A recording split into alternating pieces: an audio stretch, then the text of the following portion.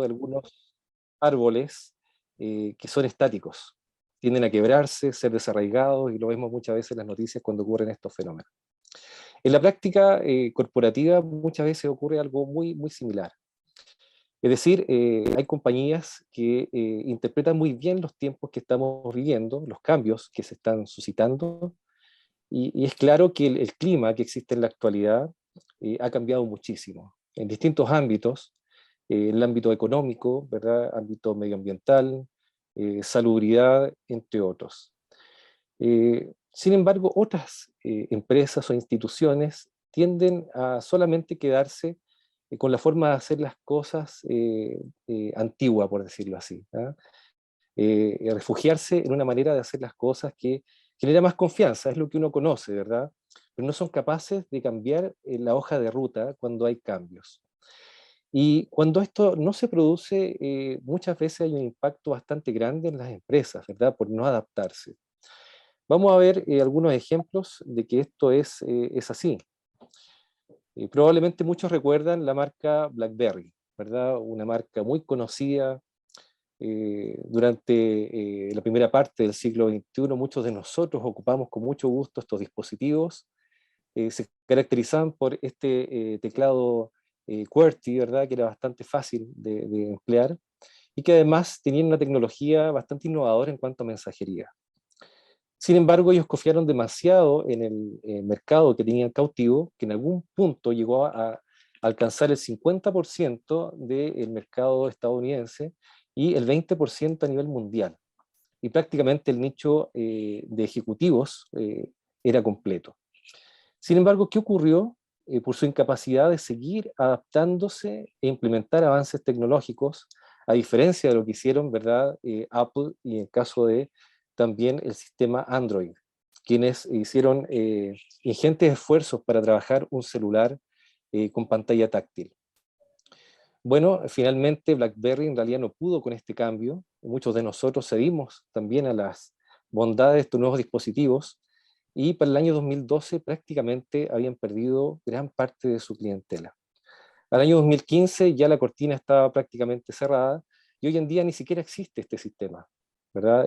Solamente se dedican de manera muy acotada a servicios de ciberseguridad. Un impacto, ¿verdad? Muy fuerte, una marca que quedó solamente en la historia por no adaptarse en este caso a cambios tecnológicos. Pero probablemente hay un cambio que sea más importante que se debe tomar en consideración por parte de las corporaciones, y son los cambios relativos a la ética en los negocios. Y una empresa que no adoptó justamente altos estándares en este aspecto fue una reconocida firma de auditoría. En su momento considerada la auditora más antigua, ¿verdad? Que existía, fue fundada en 1913. Estamos hablando de la reconocida Arthur Andersen. ¿Qué es lo que ocurrió con esta empresa que en algún momento llegó a tener, como podemos ver ahí en la imagen, 85.000 empleados, ¿verdad? Y prácticamente operaciones en los distintos continentes? Bueno, básicamente no consideraron importante aplicar estándares éticos, y en específico de conflicto de interés con los clientes a los cuales ellos auditaban. Pero muy particularmente se generó este problema con un cliente ícono que fue Enron. Probablemente también conozcan este nombre. Una de las empresas con mayor cotización bursátil en los Estados Unidos, y que durante toda la década de los 90, ¿verdad?, participó en el nicho energético. Bueno, básicamente la problemática fue que no supieron guardar la debida distancia como auditores con Enron, quien le reportaba grandes cantidades de ingresos, ¿verdad? De hecho, el último año se reporta que reportaba al menos 50 millones de dólares. Pero esto no fue el problema en sí, sino que en realidad, como decíamos, no supieron manejar el conflicto de intereses. Al punto de que muchos decían que cuando ingresaban algunos miembros del personal de la auditora a las oficinas de Enron, no se podía distinguir claramente quiénes eran de la auditora y quiénes eran de la compañía Enron. De hecho, Arthur Andersen tenía oficinas fijas en Enron, permanentes, y no era extraño que algunos miembros de la alta dirección de Arthur Andersen pasaran en el poco tiempo a ocupar puestos importantes en Enron, pasando de ser auditores a ser clientes. Lamentablemente, luego que se destapa, ¿verdad?, este gran fraude por parte de Enron y la incapacidad de Arthur Andersen justamente por no regular el conflicto de intereses respecto de sus estados financieros manipulados, se produce la caída de esta firma de auditoría. En 2002 se le prohibió auditar empresas del registro de valores de Estados Unidos, pero hay un aspecto que normalmente no se menciona en esta experiencia de esta firma, que era parte de las Big Five en ese entonces a nivel mundial, y es que el año 2005, después de varias apelaciones, el Tribunal Supremo de los Estados Unidos absolvió a la empresa, pero solamente fue un triunfo moral, ¿verdad? A esas alturas ya el impacto reputacional, el golpe a la imagen de la empresa era tan grande que no existió vuelta atrás. Y esto nos enseña algo muy relevante, es decir, que no es necesario muchas veces que exista una condena, ¿verdad?, ejecutoriada por parte de los tribunales que ordene la disolución, sino que basta salir en los periódicos, ¿verdad?, quedar cuestionado ante los mercados para hacer desaparecer una firma tan icónica como en el caso de Arthur Andersen. A partir de estos casos, hay otros más, ¿verdad?, pero por tiempo no los vamos a mencionar, comienza claramente a cambiar el concepto y la importancia que se le da a lo ético, entendiendo lo ético como aquellos principios que trascienden incluso a ciertos países, se entienden, ¿verdad?, y se aceptan a nivel global y que nos indican claramente qué es lo correcto, en este caso en materia de negocios, ¿verdad? Una de las instituciones que reconoció la importancia de cambiar el enfoque y de también formar a los estudiantes en materia de ética y no solamente en materia técnica fue la prestigiosa Universidad de Harvard, ¿verdad? Esta empresa incluso, esta universidad, creó un centro de ética y ahora prácticamente los programas académicos es un ramo obligatorio. Y la razón es que muchos exalumnos de Harvard, si bien muchos tenían capacidades, como decíamos, técnicas, eh, tenían poca formación en ética, y esto se demostró en el caso del expresidente de Enron, Jeffrey Skilling, quien justamente incurrió en todo este esquema defraudatorio, ¿verdad? Él había sido un alumno de una maestría en Harvard. También se comienza a hablar de la importancia de los códigos de ética en las empresas, es decir, establecer ciertos principios como honradez, transparencia, eh, velar por los conflictos de intereses que podían existir entre los trabajadores y el interés por beneficiar a la empresa, el problema de agencia también, entre otros, ¿verdad?, comienzan a adquirir muchísima importancia. También se habla respecto a aquellas empresas que respetan los altos estándares éticos y legales como un buen ciudadano corporativo, ¿ah? Como si fuera prácticamente una persona natural con buenas prácticas en el día a día. También se habla de otro concepto, de un buen gobierno corporativo, es decir, empresas que se autonorman y norman específicamente el actuar del más alto nivel, ¿verdad?, del órgano de gobierno de la empresa y también de la alta dirección. Y se establecen ciertas pautas respecto de cómo manejar la información de la empresa, ¿verdad?, información privilegiada, alguna que mencionamos también hace algunos momentos, como es el conflicto de intereses, entre otros. Durante los últimos años, también con un espectro de ética, obviamente, se comienza a hablar de estándares ESG, en español ASG, es decir, estándares de promoción, ¿verdad?, y mejora en materia medioambiental, en materia social y también de gobernanza. Al punto que recientemente, a finales de 2021, se dictó la circular 461 por parte de la Comisión del Mercado Financiero, y que establece la obligación para ciertas empresas de introducir cuáles han sido las mejoras en estos ámbitos, ¿verdad?, en sus memorias anuales. Este año es voluntario, pero para esas empresas que en general cotizan en bolsa, son obligatorios a partir del próximo año. Y muchas empresas también comienzan a desarrollar y a asumir, ¿verdad?, que tienen que invertir en áreas de ética y cumplimiento. Si bien existe, como vemos, un cambio muy grande respecto de este concepto, Algunos podrían tender a pensar, bueno, estos casos que acaba de mencionar quien está disertando, ¿verdad? Son casos que son lejanos, que están en países que son desarrollados y por tanto probablemente no nos afecten tanto en nuestro país y no es tan necesario cambiar nuestro concepto respecto de la ética. Pero en realidad eso es un error. Los casos como los que hemos mencionado ocurren mucho más de lo que nosotros creemos y pensamos. Para demostrarlo vamos a colocar solamente dos ejemplos de casos que han sido publicitados durante solamente este mes de agosto. Hace algunas semanas, ¿verdad?, han aparecido en diversos diarios nacionales. Uno de ellos es el caso de una de las navieras más grandes, una de las 5 navieras más grandes a nivel mundial, Hapag-Lloyd. En el caso de esta naviera se produjo un gran fraude.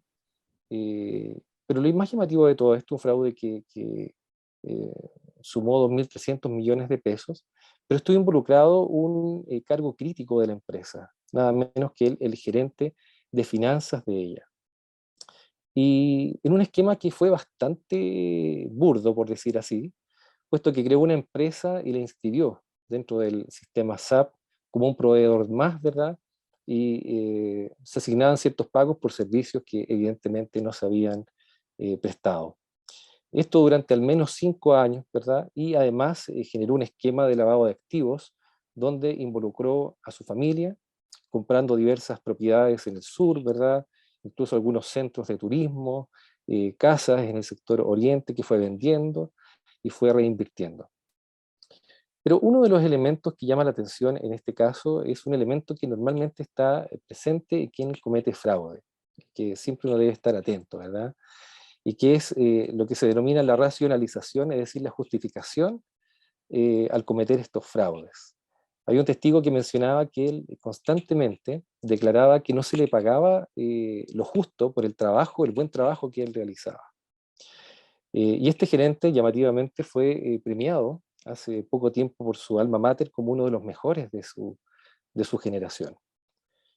En este caso, si bien el impacto económico fue recibido por la empresa, que claramente fue víctima de este esquema defraudatorio, también surgen algunas dudas respecto de la robustez del sistema de cumplimiento y de ética de la empresa, ¿verdad?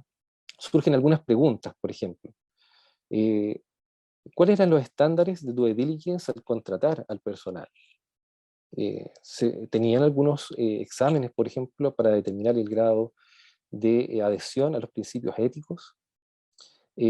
Por otro lado también, ¿cómo estaban funcionando los controles?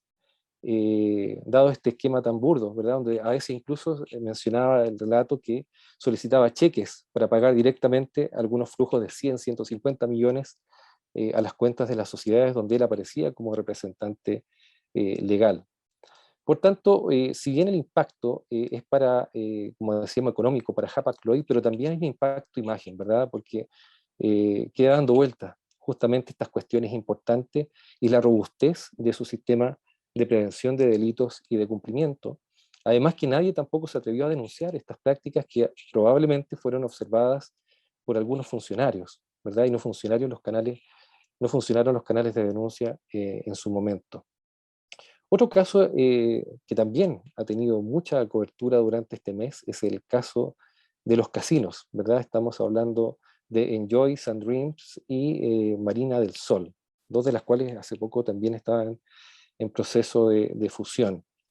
Eh, de un modo prácticamente cinematográfico, el 2 de agosto se realizaron, por orden de la Fiscalía Nacional Económica, sendos allanamientos a los principales ejecutivos de estas empresas, ¿verdad? Y se incautaron computadores, algunas pruebas, celulares, entre otros elementos. Ahora, ¿cuál es la investigación o cuál es el objetivo? Básicamente probar un esquema que se denomina bid rigging y que está prohibido en la regulación de libre competencia. Esto es acuerdos entre los competidores para alterar y manejar los resultados de licitaciones públicas. En este caso, licitaciones a las cuales llamó en su momento la Superintendencia de Casinos. En algunos casos el bid rigging opera de tal forma que se alterna, ¿verdad? Quién gana una licitación, quién no lo hace, también los precios que ellos ofrecen en estos procesos, eh, claramente afectando la buena fe de estos procesos. Ahora, hemos visto cómo la falta de ética, ¿verdad?, impacta claramente en las empresas. Y en este caso es importante decir que si bien solamente existe una investigación, no hay un juicio todavía por parte del Tribunal de Libre Competencia, ni tampoco hay una sentencia condenatoria, pero se mostraba claramente en el diario financiero que el día que se publicitó el allanamiento a las casas de los principales ejecutivos, la acción y la valorización de las acciones de Enjoy cayeron más del 4%, solamente por el conocimiento de esa noticia. Por tanto, esto da cuenta de que ya aparecer, ¿verdad?, cuestionado en los medios produce un impacto grave en la imagen de las corporaciones y también de las empresas. Por eso es algo tan importante, ¿verdad?, tomar en consideración los estándares éticos y de cumplimiento. Ahora, ¿qué pasa en materia de salud? Hemos visto otros nichos de negocio, ¿verdad?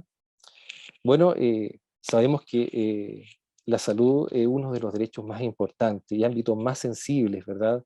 eh, a nivel de la población, social, incluso constitucional. Y por eso que tienen un impacto muy fuerte cuando ocurre. A nivel internacional han ocurrido casos connotados también, como el caso Teranos, probablemente han escuchado respecto de esta empresa, se han levantado documentales respecto de este esquema defraudatorio. Una empresa que se veía muy prometedora, incluso fue denominada en su momento como un verdadero unicornio blanco de las bolsas, con una alta cotización, ¿verdad?, que llegó incluso a los 10.000 millones de dólares en su momento. Su fundadora, Elizabeth Holmes, era una especie de Steve Jobs, ¿verdad?, en este ámbito. Ellos habían prometido, habían asegurado que tenía una máquina que cambiaría en 180 grados el concepto y la forma de realizar diagnósticos en base a tomas de sangre. Serían más rápidos, más expeditos, se requeriría menos sangre, ¿verdad?, en dispositivos que eran compactos y que podrían estar disponibles incluso en farmacias del país. Sin embargo, esto nunca sucedió. La máquina denominada Edison en realidad tenía ingentes fallas que no pudieron ser corregidas. Y esta empresa, para cubrir, ¿verdad?, estas deficiencias, comenzó a realizar diagnósticos, pero utilizando la misma tecnología de otros laboratorios. Y además con personal que no era el más propicio y capacitado, y por tanto muchos de los diagnósticos no fueron los correctos. Y por tanto se vieron afectados, ¿verdad?, los actores más importantes dentro del ámbito de la salud, que son los pacientes. Una empresa que, debido obviamente a este impacto, al fraude cometido, desapareció ya el año 2018, hubieron sendas acciones en contra de ella y respecto a su fundadora fue condenada a al menos 4 cargos por fraude a sus inversores a comienzos de este año. Y a nivel nacional también hay algunos casos sensibles en materia de salud. Está el caso Ampollas, cuya sentencia apareció en el año 2018, y en este caso hubieron al menos 3 empresas involucradas. En este caso, la empresa Biosano, también Fresenius Kabi y su filial Sanderson. Debido a lo sensible y lo delicado, ¿verdad?, de lo que estaba involucrado, porque este caso básicamente se produjo un esquema parecido a lo que se está investigando en el caso Casinos, esta figura que hablábamos y que mencionábamos como bid rigging, ¿verdad?, cuando existe un acuerdo para manejar los resultados de las licitaciones públicas, en este caso ante Cenabast. Y claramente era un caso muy sensible porque se trataba de medicinas inyectables, ¿verdad?, que iban a ser finalmente distribuidas a distintos prestadores de salud. Y por esa razón se aplicaron grandes multas a las empresas, en especial a Sanderson, porque fue un esquema que se prolongó durante al menos 14 años. Y el caso de Sanderson se le aplicó una multa que ascendió a 25 millones de dólares, y Fresenius Kabi también recibió una sanción muy grande por este esquema defraudatorio, en definitiva, de las licitaciones públicas. En el caso Sueros, también participaron dos empresas, en este caso Baxter y también Sanderson, y también fueron condenadas a 119 millones de pesos cada una de multa, por un esquema también de bid rigging. Claramente, cuando se producen estos casos, como decíamos, en materia de salud, el reproche judicial, pero no solamente por parte de los tribunales, es mucho mayor. Se tiende a aplicar condenas ejemplificadoras, pero también existe un reproche grande por parte de la opinión pública, ¿verdad? Por parte de la sociedad, por parte de los pacientes, ¿verdad? Del sistema. Y esto es evidente porque se trata, como decíamos, la salud siempre está considerada como un derecho constitucional, ¿verdad? Reconocido en los diversos tratados internacionales que ha suscrito el país, por tanto, es un ámbito muy, muy, muy sensible. Ahora, el Tribunal de Libre Competencia, en el caso de Ampollas, fallo 165 del año 2018, justamente mencionó esta idea de por qué habían sido tan elevadas las multas y había sido una condena ejemplificadora. Mencionó en ese fallo que en relación con el efecto disuasivo, esta circunstancia está estrechamente relacionada con la gravedad de la conducta imputada en autos. En efecto, se trata de un acuerdo colusivo que se ejecutó por al menos 14 años sobre productos de vital importancia para el sistema público de salud. Por tanto, si bien en cualquier negocio, ¿verdad? Cualquier nicho de negocio es importante tener elevados estándares éticos, no nos equivocamos en afirmar que probablemente en el nicho de la salud haya un deber incluso superior, ¿verdad? Por lo que está involucrado, y donde el centro justamente debe ser el beneficio del paciente. Pero la pregunta que surge es, ¿qué hacer? Dado que es tan importante implementar estándares éticos en las empresas, especialmente, como decíamos, en el nicho de la salud. Y en esta misma causa, el Tribunal de Libre Competencia dio justamente en el grano, ¿cierto? En el caso de Ampollas, estableció en la sentencia lo siguiente, que se debía imponer a ambas requeridas, es decir, en este caso a Fresenius Kabi y a Sanderson, la adopción de un programa de cumplimiento en materia de libre competencia que satisfaga los requisitos establecidos en la guía de programas de cumplimiento de la normativa de libre competencia. Una guía que por lo demás elaboró la Fiscalía Nacional Económica, cuya última versión es de junio del año 2012. Es decir, en conclusión, un sistema de compliance, de prevención de delitos, ¿verdad?, en la organización es esencial para promover las buenas prácticas en las distintas áreas de la empresa y prevenir justamente que ésta incurra en algunas infracciones como las que hemos mencionado, con impacto reputacional que muchas veces, ¿verdad?, es sin retorno. Pero una ley que de manera relevante establece cómo elaborar, ¿verdad?, un modelo de prevención de delitos, no solamente en materia de libre competencia, sino para prevenir muchos otros delitos, es la conocida a estas alturas ya Ley 20.393 sobre responsabilidad penal de las personas jurídicas, dictada por allá en diciembre del año 2009. Y esta ley claramente vino a cambiar el concepto de responsabilidad. Cuando ocurrían delitos, ¿verdad?, derivados ya sea de sobornos a funcionarios públicos u otro tipo de infracciones graves por parte de una empresa, normalmente quienes terminaban siendo responsables y condenados eran sus representantes, ya sea miembros de la alta dirección o los órganos de gobierno. Pero esta ley viene a establecer no solamente esa responsabilidad que deja, por supuesto, vigente, sino la responsabilidad de la propia empresa frente a estos delitos. ¿A quiénes aplica esta regulación? Bueno, a personas jurídicas con y sin fines de lucro, es decir, desde sociedades hasta corporaciones y fundaciones, e incluso también a empresas del Estado, como en el caso, por ejemplo, de ENAP o empresa de los ferrocarriles del Estado. Actualmente, esta ley hace responsable a la empresa por un abanico de 15 delitos. Entre ellos podemos mencionar el cohecho a funcionario público, el lavado de activos, financiamiento del terrorismo, el cohecho privado, ¿verdad?, que se puede producir en licitaciones que realiza una empresa privada, la contaminación de las aguas, infracción a las normas sanitarias, solo por mencionar algunas.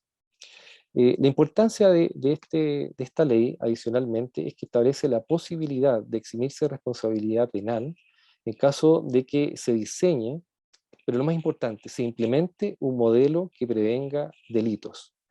¿Y por qué razón la empresa se podría eximir de responsabilidad si es que se llegara a verificar alguno de estos tipos penales? Es básicamente porque podría probar la empresa que ha cumplido con sus deberes de supervigilancia y supervisión. O dicho en otras palabras, no ha sido negligente, ¿verdad?, en materia de administrar los riesgos, ¿verdad?, ha establecido controles para poder prevenirlos, y eso hace que justamente pueda acceder a un eximente de responsabilidad. ¿Y cuáles son los requisitos que establece esta ley para levantar un modelo de prevención de delitos? Se establecen, bueno, en el artículo 4 de esta ley, y queremos decir desde ya que vamos a revisar punto por punto y vamos a poder visualizar claramente que no son requisitos imposibles de cumplir ni demasiado gravosos para las empresas. Por supuesto que hay empresas que son transnacionales, que tienen un gran tamaño y requieren un sistema de compliance mucho más sofisticado. Probablemente tengan áreas de cumplimiento muy grandes. Pero la ley también se pone en el caso de empresas más pequeñas. Y de hecho la idea es que las empresas puedan ocupar parte de la estructura que ya poseen para justamente levantar este modelo de prevención de delito. De hecho, muchas de las empresas, probablemente miembros incluso de APIS, hayan sido certificadas en normas ISO, ¿verdad? Y de alguna manera estas normas también que establece el cumplimiento de la estandarización, ¿verdad?, en ciertos ámbitos, ya sea de calidad o también medioambiental, se pueden complementar perfectamente con la ley 20.393.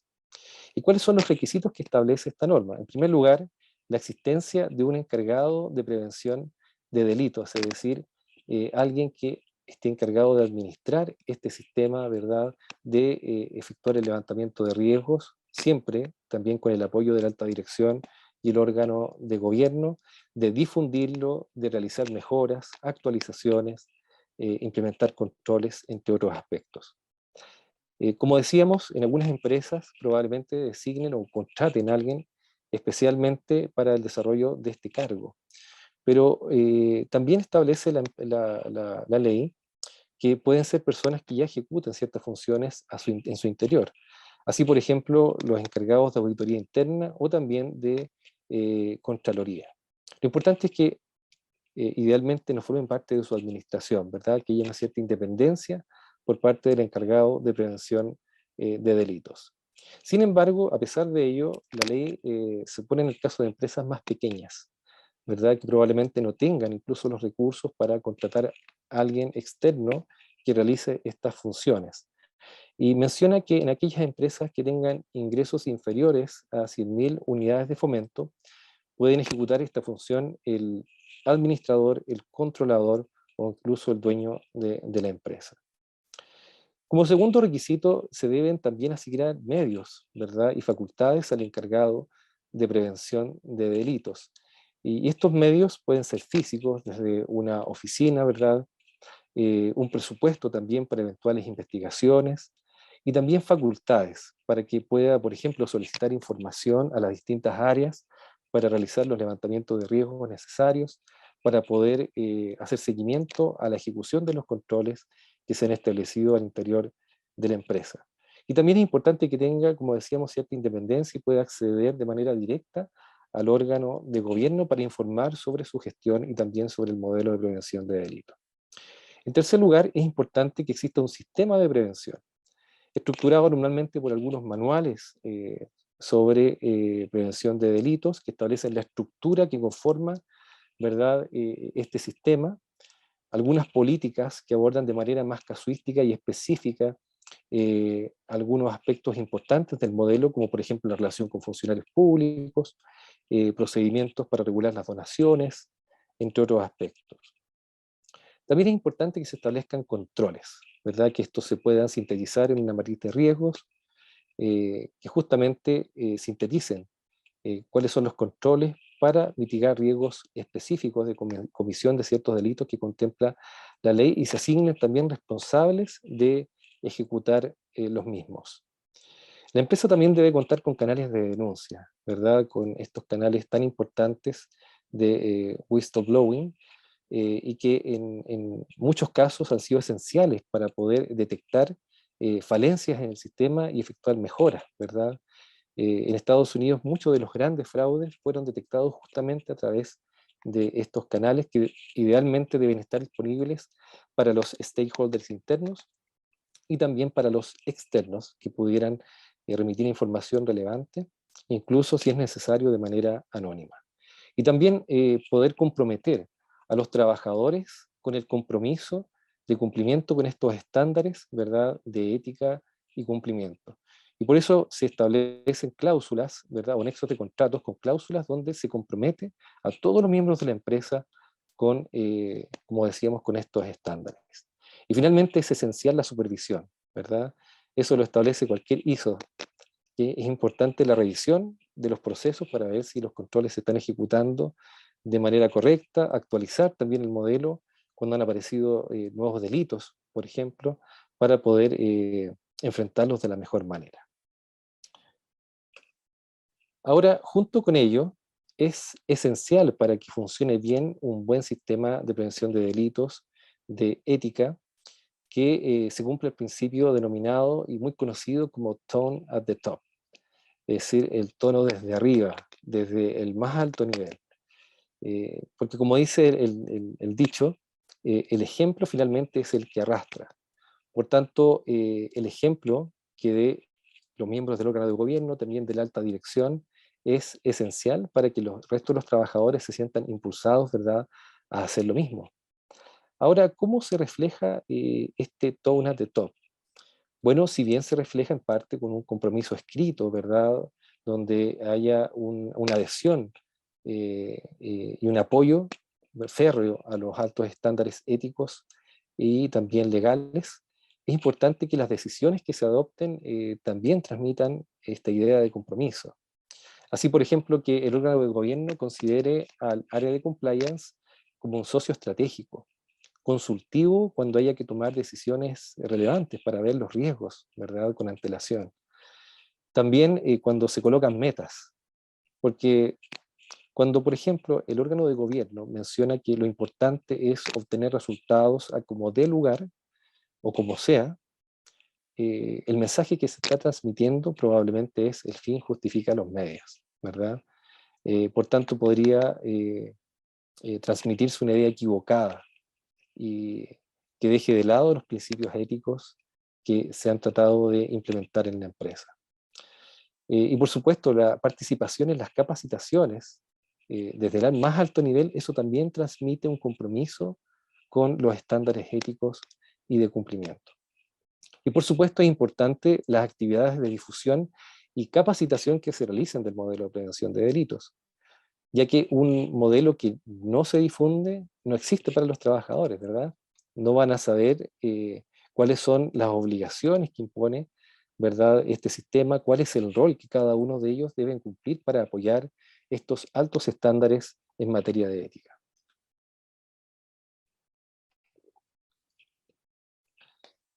La ley también contempla la posibilidad de certificar este modelo de prevención de delitos, tal como en el caso de las ISO, ¿verdad? Es importante que un tercero independiente revise estos estándares y otorgue finalmente un certificado que muchas veces es publicitado en las páginas de las distintas corporaciones. Es importante también que se pueda acceder a la certificación del diseño e implementación del sistema de prevención de delitos y ética de la empresa. Claro, porque este ejercicio lo realiza un tercero independiente a la empresa, ¿verdad? Tiene una visión quizás un poco más completa del trabajo que se ha realizado respecto de, o en materia de cumplimiento. Y eso es lo que justamente en el caso nuestro hemos tenido el privilegio de hacer durante al menos una década, ¿verdad? Como IPA Compliance, que es llevar a cabo procesos de certificación de modelos de prevención de delitos en caso de empresas que se han esforzado por cumplir con estos estándares. Un proceso que dura aproximadamente de 6 a 8 semanas y que termina con un informe final y certificado cuya vigencia es de 2 años, ¿verdad? Es el plazo máximo el cual permite la ley. También se pueden establecer visitas eventuales semestrales de monitoreo que sirven justamente para revisar si este sistema continúa vivo, si hay que realizar algunas mejoras, y también se pueden abordar los nuevos delitos que se hayan incorporado a la ley 20.393. ¿Cuáles son algunas ventajas de tener este modelo certificado? Bueno, es la certeza, la seguridad de que el modelo que tiene la corporación cumple con los estándares legales y las mejores prácticas a nivel internacional. También se da una buena publicidad, puesto que estas certificaciones son informadas anualmente a la Comisión para el Mercado Financiero y se encuentran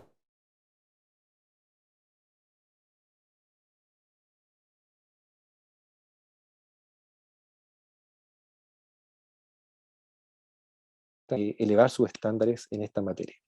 Y en algunos casos también cuando existen investigaciones por eventuales casos de infracciones ante el Ministerio Público, también se solicita información respecto de este modelo de prevención de delitos y certificación para revisar si puede acceder eventualmente a un eximente de responsabilidad. Pero la verdad es que hay muchos otros beneficios. Hay muchos otros beneficios de tener un sistema de compliance, de promoción de la ética certificado. Se ha demostrado que en las empresas donde en general se visualizan muchas vulneraciones y donde hay pocos controles, hay una mayor propensión a realizar algunos incumplimientos más graves.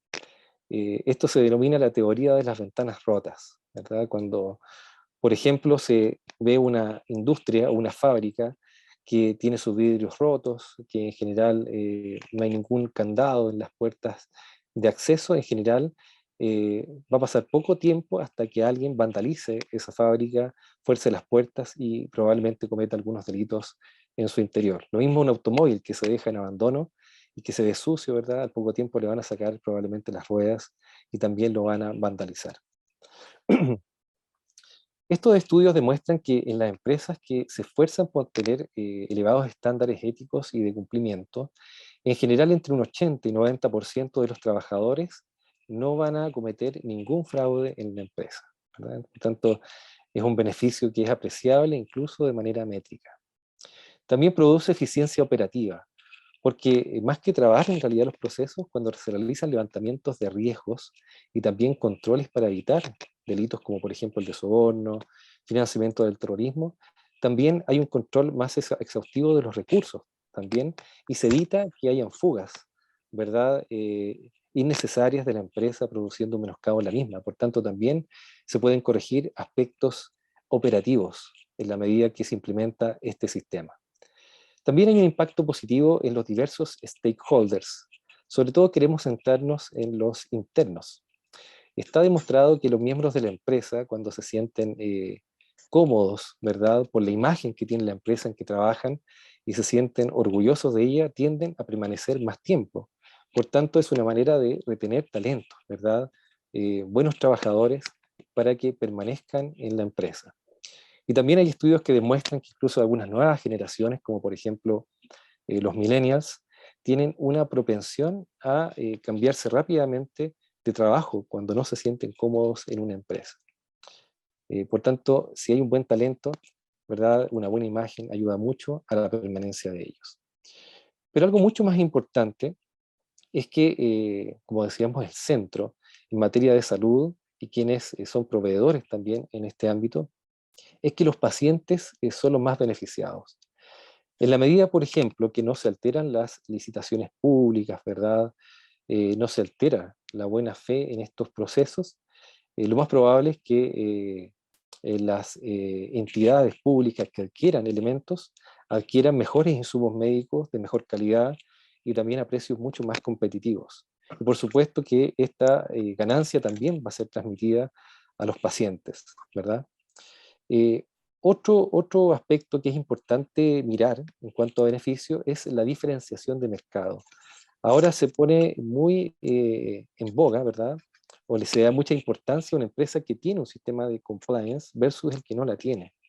Y de hecho la circular 461 de la Comisión para el Mercado Financiero, que ahí mencionamos, respecto de la promoción de estándares medioambientales, sociales y de gobernanza, establece cuál es eh, la finalidad que tiene el hecho de que las empresas tengan que incorporar en sus memorias anuales, que son publicitadas también en la página de CMF, ¿verdad?, estos estándares.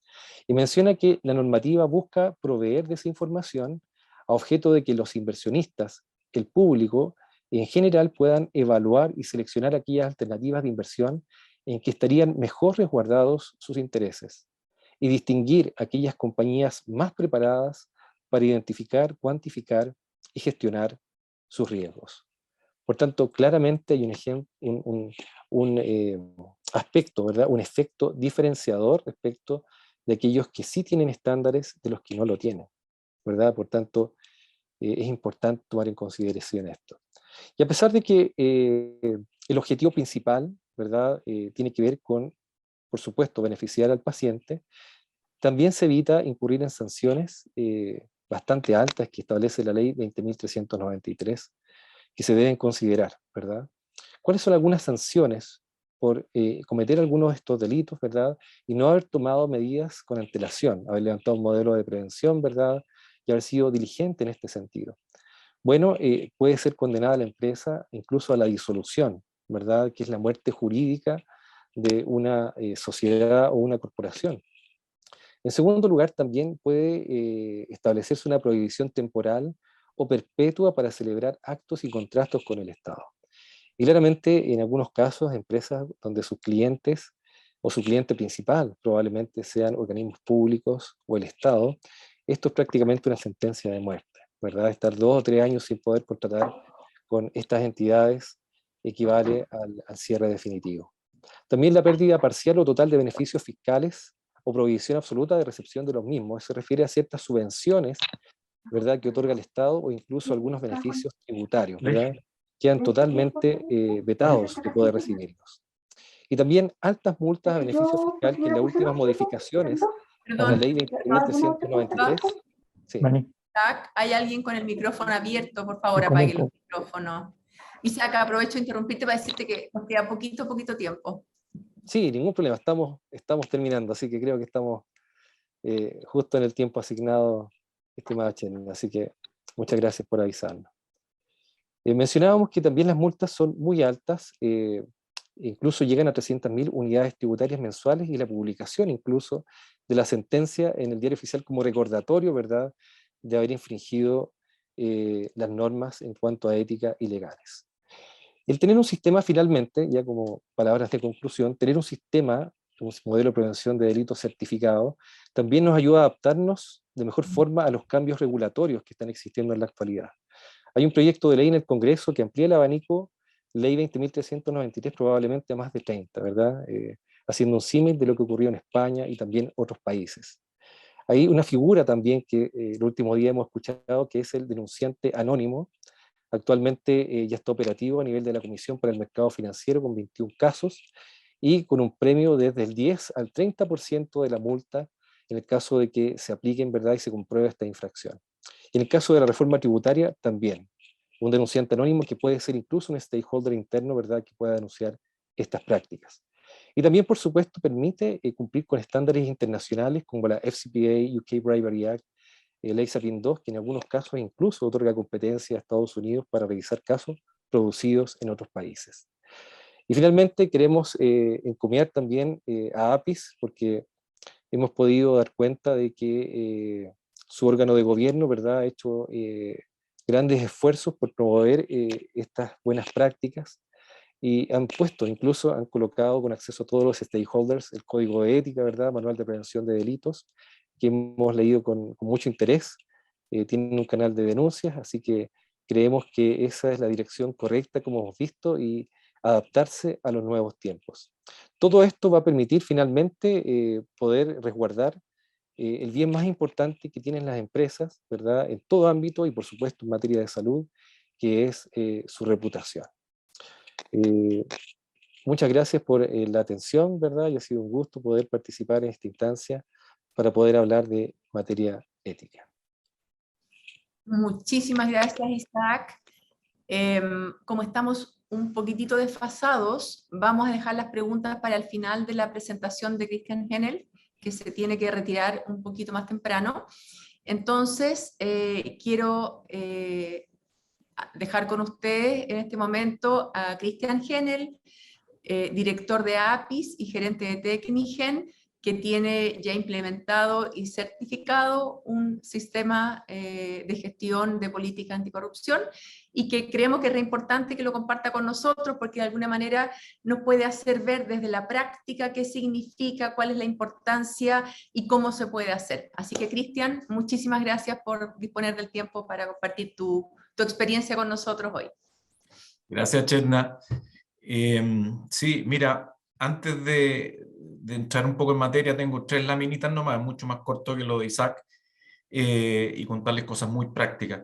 Yo diría que quienes tienen ya internalizado alguna norma ISO, la 9001, la 13485, el modelo de prevención de delitos, perdón, es bastante similar en lo que se debe hacer que tener un sistema de gestión bajo alguna de esas normas, de las 2 que mencioné, que son las que conozco además. Pero es muchísimo más simple. Les voy a contar de nuestra experiencia. Por favor, la próxima diapositiva.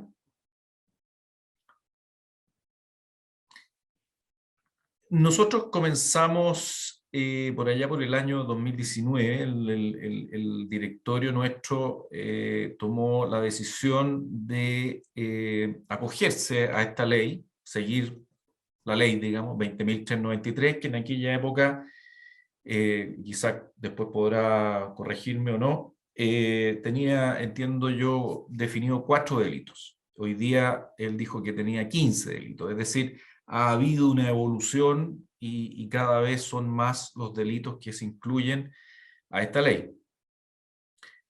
Uno, ¿por qué quisimos hacerlo? Uno, porque teníamos una historia, digamos, una cultura ética corporativa que pensábamos era bastante alineada con la ley 20.393. Y lo otro es que siempre fomentamos relaciones de negocio con proveedores y con clientes que fueran de éticas, digamos. Entonces, la ética, pensábamos nosotros, estaba dentro de nuestro ADN. Y como el primer paso, digamos, de la ley 20.393 fue en el ámbito público, y nuestras empresas en general, la mayoría, digamos, tiene gran parte de su negocio basado en el sector público o con el sector público, el riesgo de que hubiese algo y uno no estuviese bien plantado, digamos, para defenderse y para defender a la empresa, la responsabilidad de la empresa, de la persona jurídica, podía ser nefasto. En especial lo que dijo Isaac, digamos, la reputación de la empresa puede llegar a mucho más que eso, indudablemente, pero la reputación de la empresa es un activo que no está en los balances, pero que tiene un valor. La siguiente, por favor. Entonces, ¿qué hicimos? El año 2019, después vino la pandemia, así que ahí se ralentizó un poco la cosa, pero el 2019 designamos un responsable para desarrollar estos temas éticos y de conducta, compliance. Y era la misma persona que, en nuestro caso, llevaba los temas de calidad y cumplimiento de las normas ISO. Le dimos algunos recursos, no es tanto, pero en general fueron para capacitaciones de él, digamos, y después, bueno, vienen las capacitaciones a la empresa misma, a las personas que trabajan en la empresa. Analizamos el contenido de la ley, yo con esta otra persona, yo como gerente, los factores de riesgo que habían en cada empresa y en cada área de la empresa, la efectividad de nuestras medidas de control, y así identificamos, digamos, una matriz de riesgos. Primero reforzamos la cultura ética y después pasamos a desarrollar nuestro propio manual de prevención del delito. ¿Y cómo lo desarrollamos? En base a estas capacitaciones que esta persona había tenido, en base no a copiar, pero sí a revisar modelos de prevención ya existentes. En aquella época existían las grandes empresas, Falabella, Enel y otras, digamos, de ese calibre, ya tenían modelos de prevención del delito. Una vez redactado nuestro propio modelo y manual de prevención del delito, de acuerdo a nuestros riesgos o a los riesgos que nosotros habíamos definido en nuestra empresa y en nuestro mercado, lo hicimos revisar por un abogado, quien hizo obviamente correcciones, y así llegamos a una versión final. De ahí echamos a andar esto, promoviéndolo, capacitando a nuestros colaboradores y creando los canales de denuncia, perdón, para que en casos de eventuales transgresiones por cualquier persona, estos canales funcionasen y fuesen anónimos en caso de que se requiera. La próxima, por favor. Una vez desarrollado nuestro modelo de prevención de delito, y estando ya andando y habiendo capacitado a nuestros colaboradores, contratamos a IPA. Aquí está Isaac, fue quien nos dio la anterior exposición, para que lo certificara.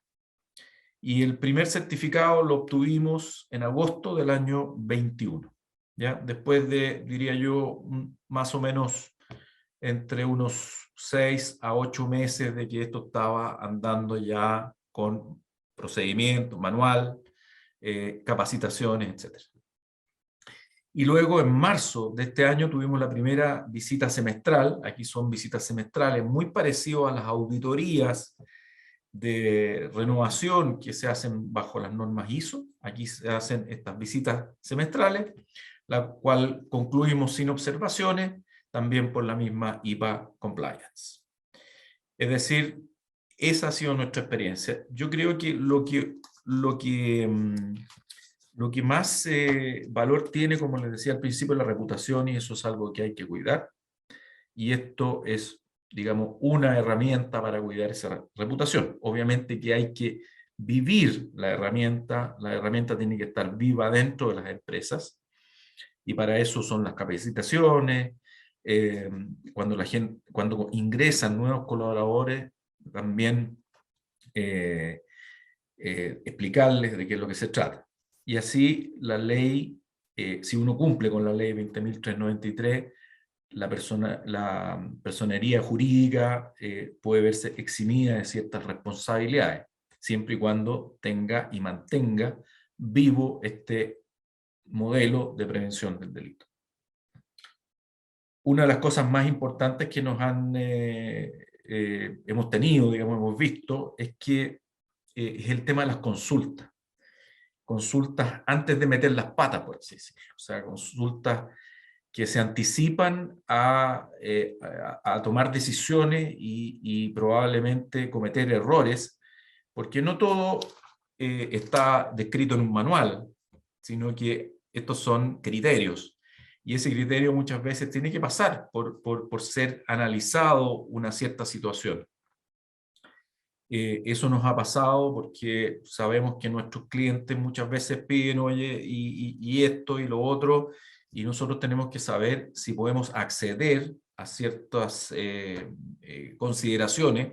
Hay muchas cosas que a veces están en las bases de licitación, por ejemplo, que bueno, eso, si están las bases de licitación, es algo que va en beneficio supuestamente del mandante y no en beneficio de personas, pero cuando la situación se involucra a personas, ahí ya estamos en un área bastante gris, que es bueno discutirla, examinarla y decidirla antes de hacer alguna movida o alguna acción que sea contraria a las buenas prácticas y a la ley 20.393. Eso es por mi parte la presentación, así que quedo atento a las preguntas que pudieran surgir. Muchas gracias.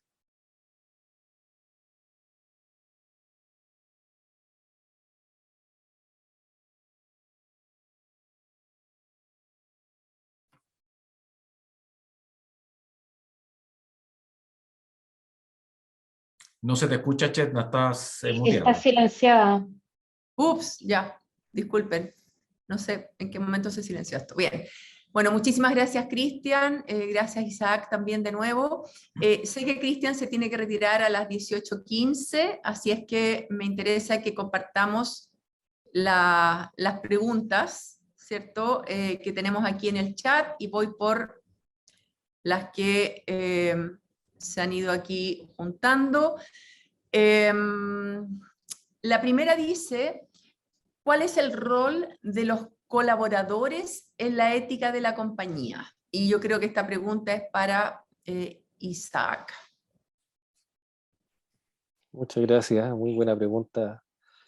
Bueno, en realidad, como pudimos ver en parte en la exposición, hay un rol que es esencial por parte de la alta dirección y el órgano de gobierno, ¿verdad? Ellos son los que tienen que dar el ejemplo y sentar las bases. Pero no es menos cierto que los distintos colaboradores de las distintas áreas de la empresa muchas veces son los que están más expuestos a cometer infracciones en el día a día. Y por eso que es importante que se involucren en el sistema. Solamente como un ejemplo, quizás uno puede mirar el departamento de adquisiciones, ¿verdad? Un departamento muy crítico dentro de las empresas, donde se debe hacer un buen due diligence respecto de lo que se está adquiriendo, ¿verdad? Su procedencia, a fin de evitar, por ejemplo, receptación, entre otros aspectos, y también así en las distintas áreas que tienen contacto con funcionarios públicos. Entonces, en realidad, todos deben cumplir un rol y compromiso con el sistema de prevención, ¿verdad? Desde el más alto nivel, pero en realidad todos los colaboradores pueden contribuir a que justamente se mantenga la imagen y reputación de la empresa. Muchas gracias, Isaac. Justamente eso es algo que desde el Comité de Ética nos interesa mucho reforzar, porque de alguna manera a veces hay organizaciones que tienen la impresión de que porque está el gerente o 3 o 4 líderes de grupo involucrados con el tema, con eso basta. Pero claramente la ley establece que todos los colaboradores tienen que ser partícipes del proceso, ¿cierto? Y estar al tanto de qué significa un acto de corrupción, tienen que estar capacitados en cómo prevenirlo en el canal de denuncia, etcétera, etcétera. Y yo creo que uno de los roles fundamentales de APIS en este sentido es justamente difundir la relevancia que tiene eso dentro de cada una de las organizaciones que cada uno de nosotros lleva. Muchas gracias. Lo otro que preguntan aquí es... Chetna, perdón, Chetna, ¿Sí? levanté la mano porque quisiera agregar algo. Mira, yo quisiera ser bien tajante. Aquí nadie queda fuera. De capitán a paje, todos tienen que participar. Incluso los subcontratistas, ¿ya? Y gente que no es necesariamente de la planilla de la empresa, por decirlo de una forma, sino que aquellos que también están alrededor de la empresa. Nadie está exento de participar en esto. Todos tienen que estar sobre este carro. Así es, Cristian, qué buen agregado, súper bien. Me parece que es tremendamente relevante porque de repente, bueno, se da mucho, o se hablaba mucho antes de que habían empresas que tenían su código de ética, pero delegaban las cosas no éticas en subcontratistas, y eso en algunos modelos de negocios en otros países se da. Así es que no es el espíritu, por supuesto, de la ley, y menos el espíritu de todas las empresas que estamos en el ámbito de la salud. Y yo tengo aquí una pregunta que dice: ¿por qué, siendo la ética en salud un tema tan sensible, Isaac, y relevante, ¿cierto? La ley chilena no lo aborda en forma específica?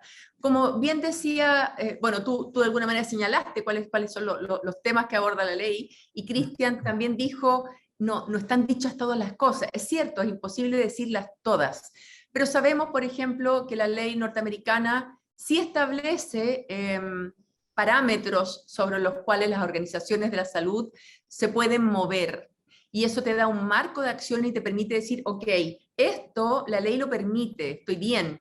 Pero en Chile eso no lo tenemos y sabemos que el criterio da para mucho. Y yo creo que aquí realmente adolecemos de un problema para nuestro sector que es grave. Y me parece que yo quisiera que la API de alguna manera, en conjunto con quizás otras organizaciones, esperemos que se unan muchas, podamos de verdad aportar a esta ley o crear un modelo paralelo, no paralelo me refiero a que sea distinto, sino que aporte de alguna manera a que las empresas que quieren ir un poquito más allá puedan hacerlo y sepan cómo.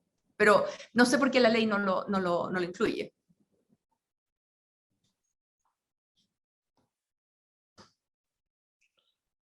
Bueno, en parte, tomé la palabra, estimada Cherna. En parte quizás porque, si bien ya llevamos más de 10 años con la ley 20.393, en comparación a otras legislaciones todavía vamos un poco retrasados, ¿verdad? Eso yo creo que es evidente. Yo creo que a estas alturas ya hemos tomado conocimiento o hemos tomado conciencia de que el compliance y la ética es muy importante. Eso ya es un avance, ¿verdad? La ley 20.393 sigue siendo algo genérica, es verdad, se aplica a distintos nichos, incluido el de la salud, pero sería deseable que con el tiempo existiera una casuística respecto de cómo aplicar esto a cada nicho de actividad, sobre todo las más importantes. Pero quizás también en parte se debe a que los sistemas de compliance normativos muchas veces se elaboran a nivel legislativo de manera general para que cada empresa y cada nicho de negocios pueda adaptarlo a sus necesidades específicas. Porque mucho de lo que tiene que ver con ética y compliance también tiene que ver no solamente con la imposición de normas desde afuera, sino que el autonormarse. De hecho, muchos de los gobiernos corporativos que existen, estos códigos de gobierno corporativo, son normas que dictaron las propias empresas para dictar y regularse a sí mismas, por decirlo así. Entonces, quizás ante la falencia de esa legislación, que probablemente en algún momento va a aparecer y sería deseable, como mencionas tú, Chetna, las empresas de todas maneras pueden tomar la iniciativa de poder autonormarse, ¿verdad? Y adaptar estas normas generales a las necesidades específicas del negocio. Perfecto, bueno, yo te propongo que trabajemos en eso en el futuro. Otra pregunta, dice, si quiero implementar un modelo de prevención del delito, ¿cómo saber qué debe contener? ¿Cómo llevarlo a la práctica si la ley no especifica más allá de los 4 puntos mencionados al inicio? Encargado, medios, modelos, supervisión. Bueno, es un poco también lo que yo te comentaba, es tan general que cuando tú dices, bueno, ¿cómo lo hago? La ley no te responde fácilmente. Sí, eso es cierto.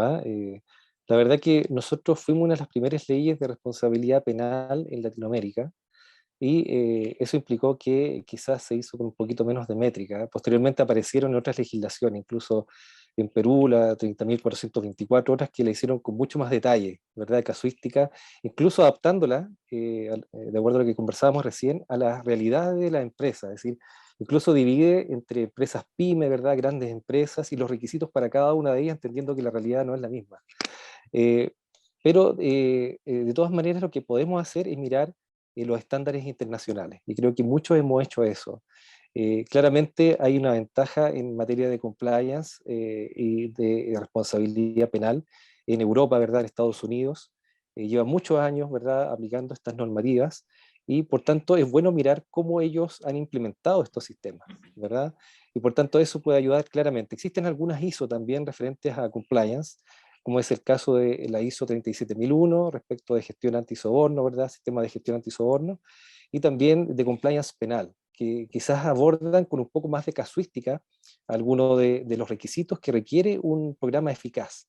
Y de hecho tenemos que reconocer que nosotros como certificadores, al desempeñar nuestro rol de verificadores, muchas veces miramos esos estándares internacionales también.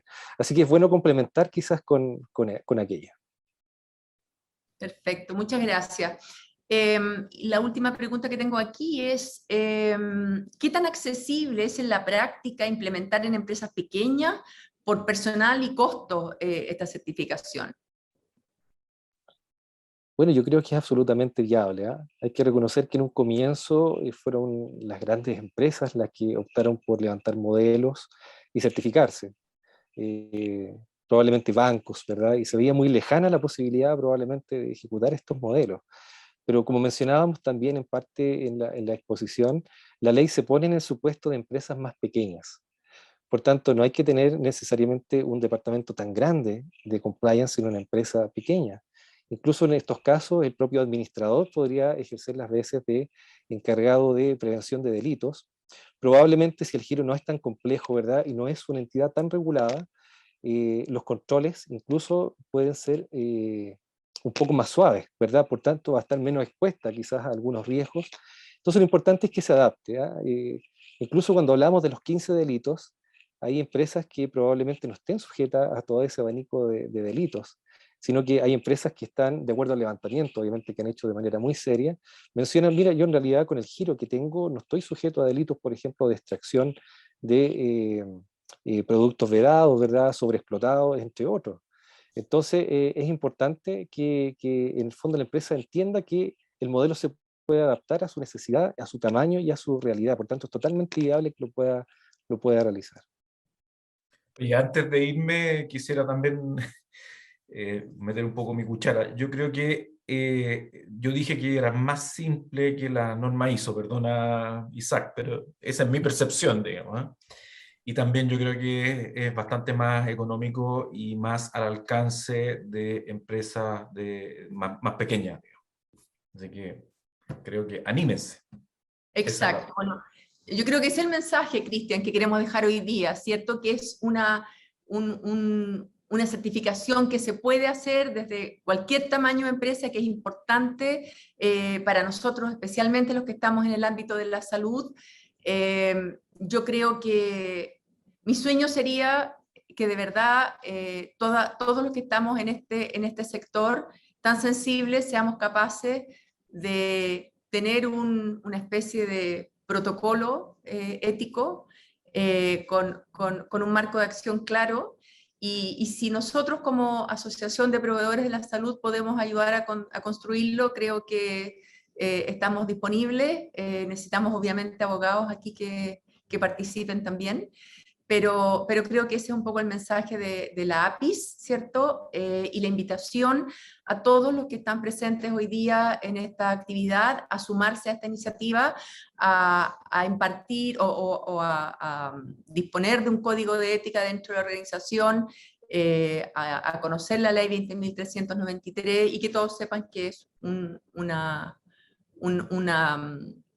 certificación que es alcanzable.